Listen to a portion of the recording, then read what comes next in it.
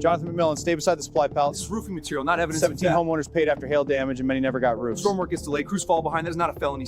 The man you're looking at is Jonathan McMillan, the owner of a roofing company in Evergreen, Colorado. What happens next exposes him as a contractor who stole over $68,000 from storm-damaged homeowners, 6 of them over the age of 70. Investigators tied the complaints to lifetime roofing accounts and unfinished jobs. You're turning every late job in hail season into proof I meant to steal. Those would be the last questions Jonathan McMillan answered as a free man. Within 72 hours, investigators with the National Insurance Crime Bureau and the Jefferson County District Attorney's Office would seize his contracts, his deposit slips, and the broadcast tape of a television interview in which he had already admitted the fraud on camera. 17 homeowners, $68,000 stolen, 6 victims over the age of 70, and one single sentence he gave to a Denver reporter that would follow him all the way into a state prison cell. Quick question before we go any further. Have you ever signed a contract with someone who knocked on your door right after a storm? Drop that story in the comments. And if you're not subscribed yet, hit that button now. We expose the people who weaponize trust on the front porch, and we do it every single week. Jonathan McMillan was born in 1976 in Lakewood, Colorado, the second son of a tile setter father and a part-time bookkeeper mother.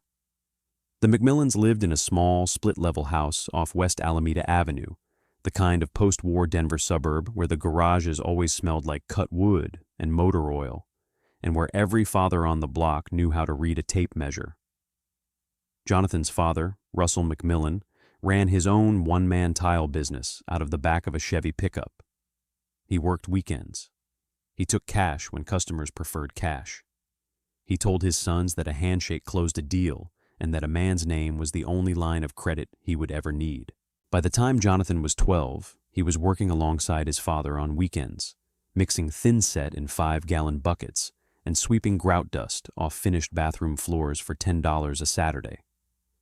He attended Lakewood High School, where his guidance counselor described him in a 1993 evaluation as personable, persuasive with peers, weaker on follow-through. He graduated in 1994 with a C+ average and no plans for college. For the next 8 years, McMillan drifted through the construction trades that surround the Denver metropolitan area. He framed houses in Aurora. He poured concrete in Highlands Ranch. He hung drywall in Westminster. He took side cash jobs for his father on the weekends. He moved into a 1-bedroom apartment off Wadsworth Boulevard with a roommate named Carl, who worked at a tire shop and paid his half of the rent in 20s. Nothing about Jonathan McMillan's 20s stood out. He was, by every account, exactly what he looked like on paper. A working-class front-range kid who had been raised to swing a hammer and shake a hand. In 2002, at 26, he took a job with a Wheat Ridge roofing crew run by a man named Carl Bender, and for the first time, something about the work clicked. Roofing paid better than framing. Roofing paid faster than concrete. And roofing, in Colorado, paid year after year because the sky kept making more work. The Front Range sits in one of the most active hail corridors in North America. From May through September, supercell thunderstorms drop ice the size of marbles, golf balls, sometimes baseballs onto neighborhoods from Fort Collins to Castle Rock. Every storm season, tens of thousands of insurance claims get filed for damaged shingles, dented siding, and shattered skylights. McMillan watched the rhythm of it for 3 full summers under Carl Bender. He learned which neighborhoods got hit hardest. He learned which insurance carriers paid fastest. He learned the math of a tear-off and replace on a 2,000-square-foot suburban roof, down to the bundle of architectural shingles and the box of 1¼ coil nails. In 2007, at the age of 31, McMillan registered lifetime roofing and restoration with the Colorado Secretary of State. The mailing address was a P.O. box in Evergreen, the mountain town 25 miles west of Denver, where he had moved with his wife Crystal and their 2 young children. For the first several years, the business was small but legitimate. He hired 1 full-time installer. He paid for a magnetic sign on the side of a white Ford F-250. He attended the Better Business Bureau breakfast networking events in Lakewood. He told people his company name came from the warranty he promised every customer, a lifetime guarantee, backed by a man whose handshake closed a deal. By 2013, Lifetime Roofing had completed a few dozen legitimate jobs across Jefferson County and had a modest A- rating with the BBB. McMillan was 37 years old. He had a wife, 2 kids in elementary school, a mortgage on a mid-tier Evergreen home with a wraparound deck looking down toward Bear Creek, and a business that depended entirely on the weather. The hailstorms had always come. They had always paid. And he had always known what to do with the checks. That stability was about to be tested. To understand what Jonathan McMillan did, you first have to understand what a hailstorm does to a Colorado homeowner. Most residents of the Denver metro carry standard hazard insurance on their homes, with deductibles ranging from $1,000 to $5,000 depending on the policy. When a storm hits, the homeowner walks out into the driveway and inspects the damage. They see dented gutters. They see granule loss in the downspout splash zone. They see a few torn shingles in the yard. They call their insurance carrier and they file a claim. Within a week, sometimes 2, an insurance adjuster arrives. The adjuster climbs the roof with a chalk square and a digital camera, documents the impact points, measures the damaged area, and writes an estimate. The estimate gets transmitted to the homeowner, and a check gets cut. The first check, called the actual cash value or ACV check, represents the depreciated value of the roof. A second check, called the recoverable depreciation or RCV check, is held back by the insurance carrier until the work is actually performed and the receipts are submitted. The system depends on a chain of trust. The insurance company trusts the adjuster's estimate. The homeowner trusts the contractor to do the work. The contractor trusts the system to release the second check on completion. Everyone is paid only after everyone has done their job. But the system has a vulnerability, and that vulnerability is the speed of the front porch. In the days immediately after a major hailstorm, neighborhoods across Jefferson County turn into traveling marketplaces. Pickup trucks with out-of-state plates roll slowly down residential streets. Salesmen in branded polo shirts knock door to door, clipboards in hand, offering free roof inspections. Some are legitimate contractors looking for honest work. Some are storm chasers who will be in Texas by October. And some sign contracts, collect the ACV check, and disappear before the homeowner ever realizes that the second check is the one that actually funds the work. Colorado law requires roofing contractors to be registered with the state and to honor a 72-hour right of rescission on every signed contract. The law assumes the homeowner will read it. The law assumes the homeowner will call around. The law assumes the homeowner is not a 78-year-old widow standing in her driveway in a housecoat looking at hail in her flower beds, while a man in a polo shirt explains that her insurance will cover everything if she signs right now. Jonathan McMillan understood that assumption, and he built his entire company around it. The shift happened sometime in the spring of 2014. In April of that year, a supercell tracked across Jefferson County and dumped golf ball hail from Lakewood all the way up into Conifer. Insurance claims spiked. Phones at every roofing company in the metro started ringing off the hook. And Jonathan McMillan, sitting at the kitchen table of his Evergreen home with a yellow legal pad in front of him, made a decision about how Lifetime Roofing was going to grow. He stopped waiting for the phone to ring. He started knocking on doors. McMillan hired 4 salespeople over the next 6 weeks. He paid them a flat commission per signed contract. No salary, no benefits, no questions about backgrounds. He gave them Lifetime Roofing polo shirts and pre-printed contract booklets and a script he had typed up himself. The script told them to introduce themselves as the local Evergreen Roofing Company, to offer a free hail inspection, to climb the ladder, take photographs of damage real or invented, and present the homeowner with a contract on the spot. Sign now and we file with your insurance for you. Sign now and we get started this week. Sign now. The first victim in the case file is a Wheat Ridge homeowner named Margaret Holloway, 73 years old, a retired Jefferson County school librarian. On May 9, 2014, a Lifetime Roofing salesman knocked on her door 3 days after a hailstorm rolled across her neighborhood. He climbed her roof. He showed her photographs of damaged shingles. He had her sign a contract for $9,400. He told her to call her insurance company and add Lifetime Roofing as the payee. She did. The ACV check arrived 11 days later, made out to Margaret Holloway and Lifetime Roofing and Restoration. She endorsed it. She handed it to McMillan in her front entryway. He shook her hand. He said the crew would be out the following week. The crew never came. For the next 14 months, the pattern repeated itself across Jefferson County.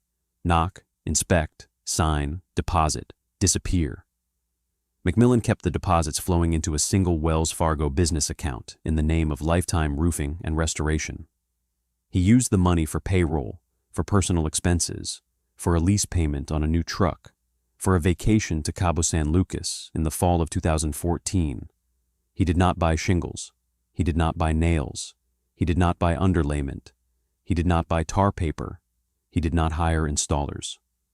The company that called itself Lifetime Roofing and Restoration was running, by the summer of 2014, on a payroll of door knockers and a single owner who answered the phone when angry homeowners called.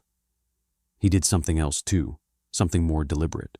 For several of the contracts, after pocketing the ACV check, McMillan turned around and submitted a second invoice directly to the homeowner's insurance carrier. He claimed that the work had been completed. He provided fabricated receipts. He requested that the recoverable depreciation check be released. In some cases, the carriers cut it. In some cases, they cut it twice. The money went into the same Wells Fargo account. Between May 2014 and the late summer of 2015, McMillan signed contracts with 17 Jefferson County homeowners. 6 of them were over the age of 70. The youngest was 44. The oldest was 86. Not one of them received a finished roof. Not one of them received a refund. And the total amount McMillan kept, according to prosecutors who later traced every deposit and every withdrawal, was $68,738. He knew.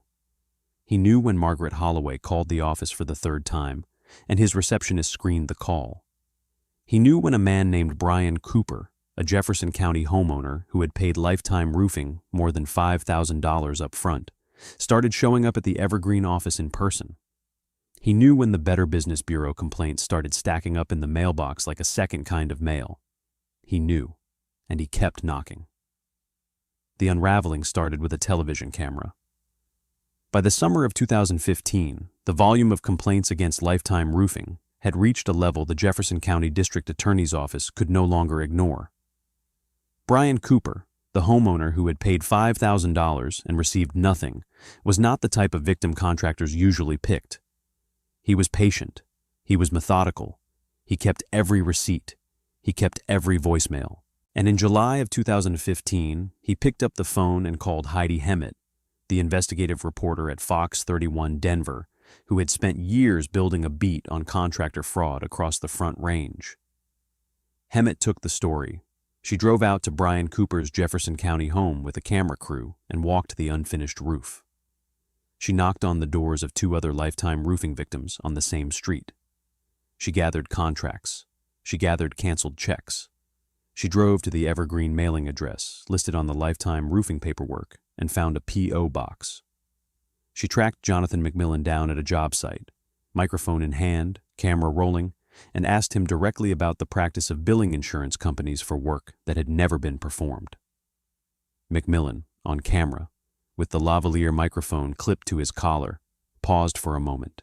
He scratched his jaw. He looked off camera. And then he answered. McMillan.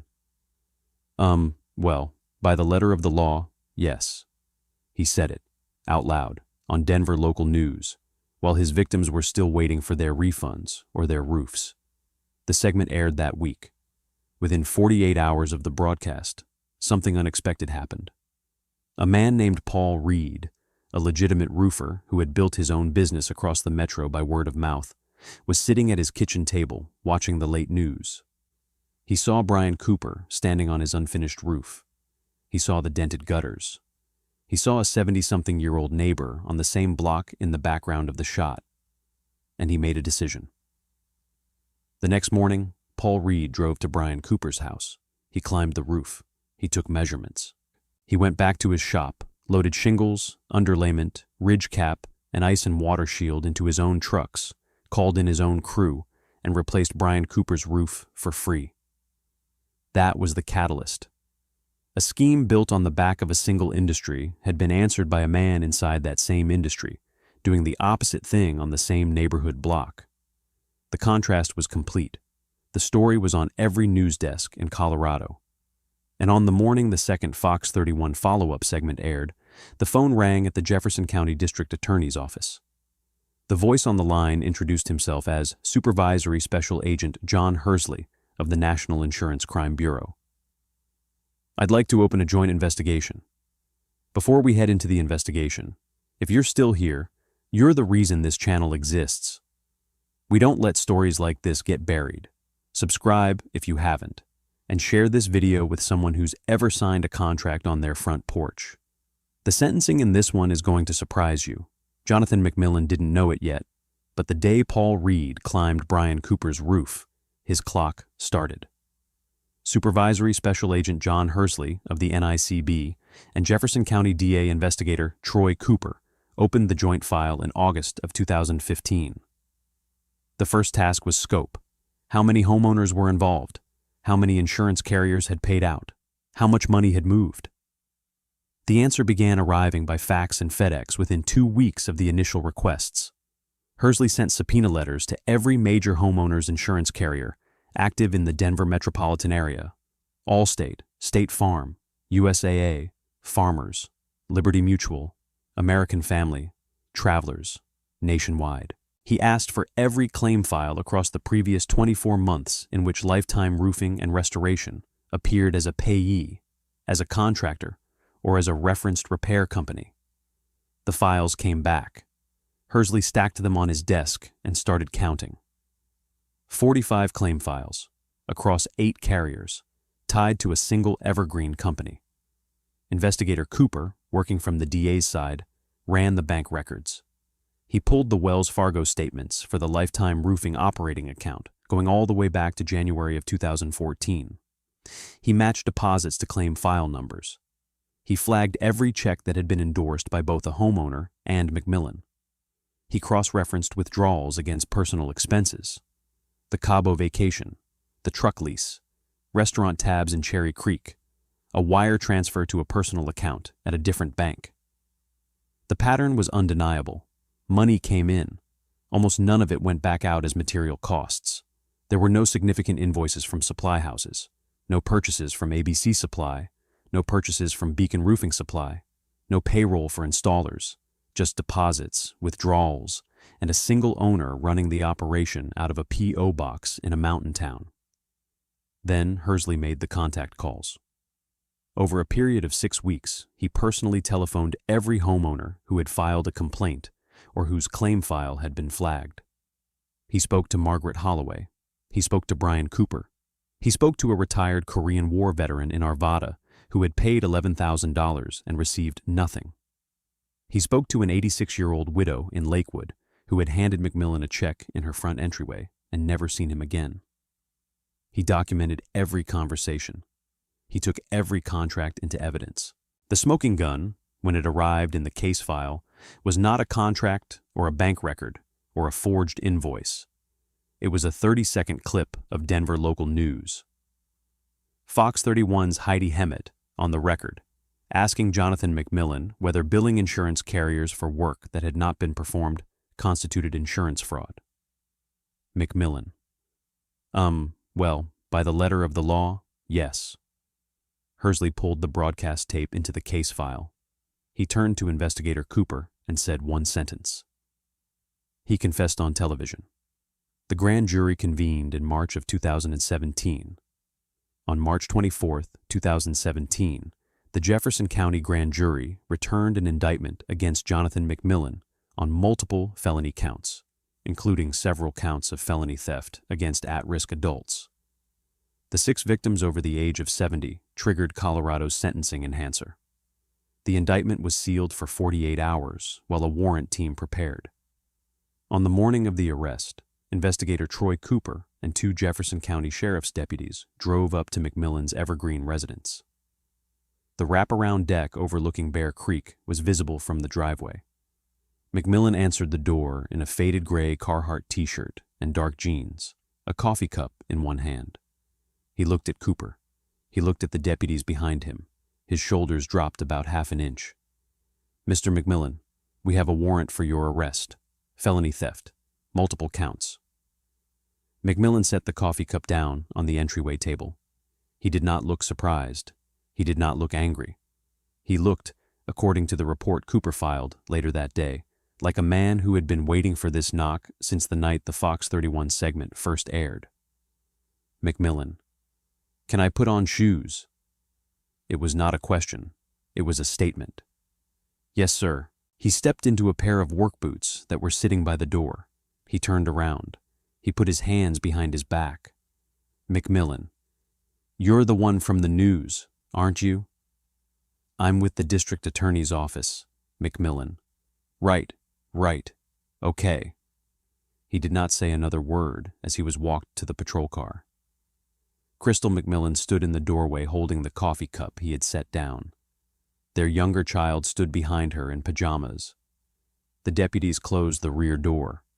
The patrol car backed out of the driveway, down past the wraparound deck, past the mailbox that still said Lifetime Roofing and Restoration, and out toward the county road. The case never went to trial. Faced with 45 claim files, an indictment on multiple felony counts, a sealed grand jury record full of victim testimony, and a 30-second clip of his own voice admitting the central element of the fraud on Denver local news, Jonathan McMillan entered into plea negotiations through his defense attorney in the fall of 2017. On the day of the change of plea hearing, he stood before a Jefferson County District Court judge in a navy blue suit and read a written statement in a voice that was steady but quiet.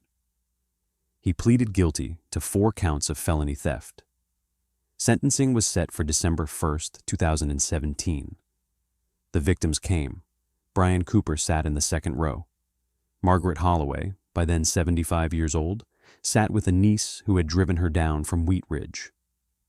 The Korean War veteran from Arvada, who had paid $11,000 and never seen a single shingle, sat behind her.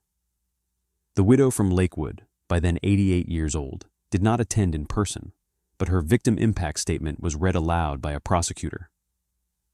"I trusted him because he came to my door. I trusted him because he shook my hand. I am 88 years old, and I am not going to live long enough to see this money returned.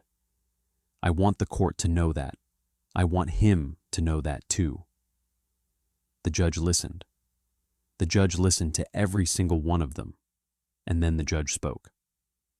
"You were not a desperate man, Mr. McMillan. You were not a hungry man.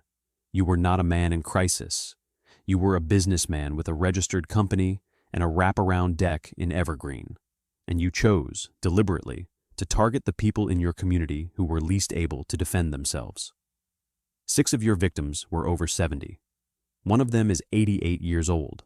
The harm you caused is not theoretical. It is permanent." The sentence was 12 years in Colorado Community Corrections. Restitution was ordered in the amount of more than $94,000, payable to the victim homeowners. McMillan was permitted to serve the sentence in the Community Corrections Program, a structured work release arrangement designed for nonviolent offenders. He did not last. Within the first year of his placement, McMillan violated the terms of his community corrections sentence. The specifics were not publicly released, but the consequence was. His placement was revoked. He was transferred into the custody of the Colorado Department of Corrections to serve the remainder of the 12-year sentence inside a state prison facility. He remains there. Paul Reed, the roofer who climbed Brian Cooper's roof on his own dime, still runs his business across the Denver metro by word of mouth. Brian Cooper still lives in the same home. The shingles Paul Reed installed are still on it. And every spring, when the supercells start tracking across the Front Range and the hail starts to drum on the gutters, somewhere in a Colorado state prison cell, Jonathan McMillan can hear it. This case was infuriating. But the case on the right-hand side is even more outrageous. Click it now.